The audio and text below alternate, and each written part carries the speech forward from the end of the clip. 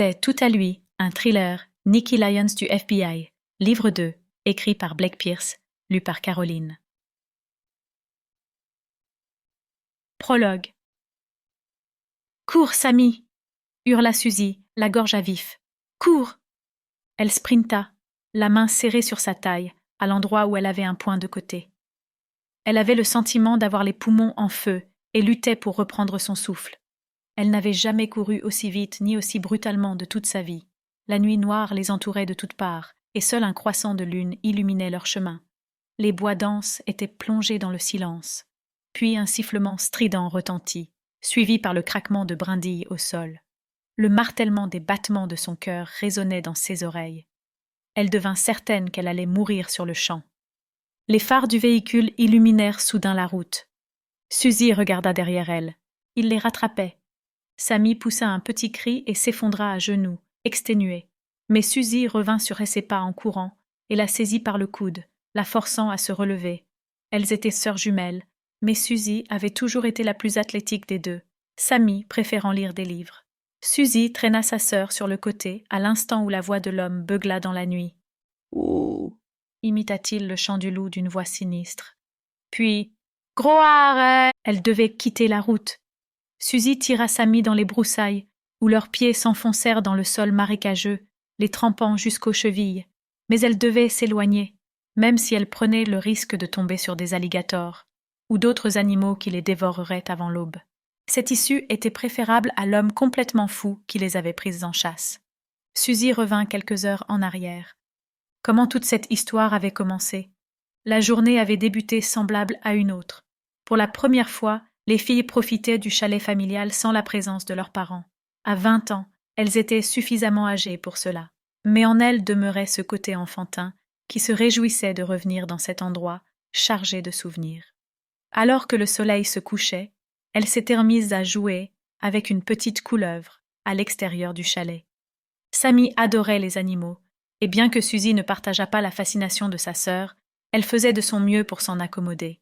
Elles avaient trouvé une petite couleuvre de couleur brune et verte, et Sammy avait décidé de la garder dans leur chambre, en dépit des protestations de Suzy. « Allez, Suzy !» avait plaidé Sammy, ses yeux noisettes suppliants. « Ne peux-tu pas me laisser garder ma petite couleuvre ? Je ne la laisserai pas t'approcher, je te le promets. » Suzy avait baissé les yeux sur l'animal, les mains sur les hanches.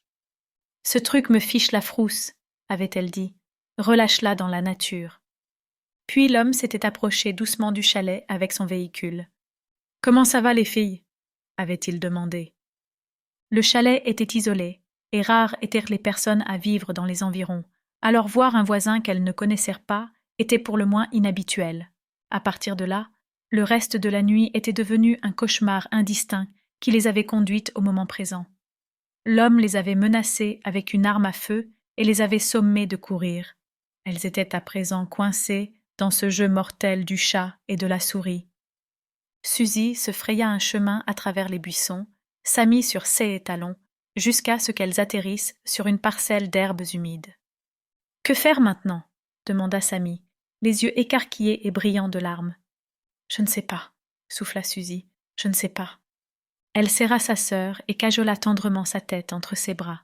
« J'ai peur, Suzy, » murmura Sammy, d'une petite voix tremblante. « Je sais, Sam, » la réconforta Suzy en frottant les cheveux de Sammy avec la paume de sa main. Au loin, elle pouvait entendre l'homme brailler.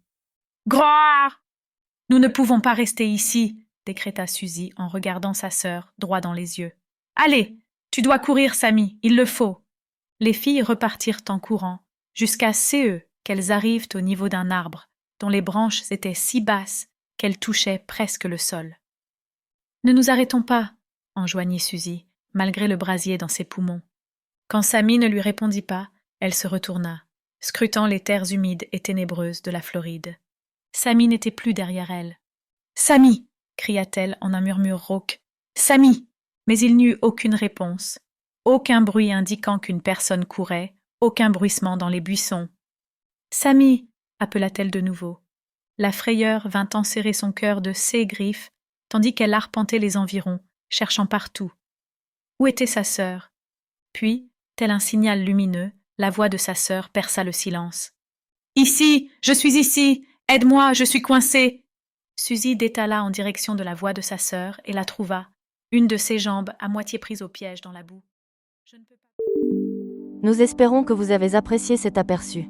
Pour continuer à écouter ce livre audio sur Google Play Livres, utilisez le lien dans la description de la vidéo.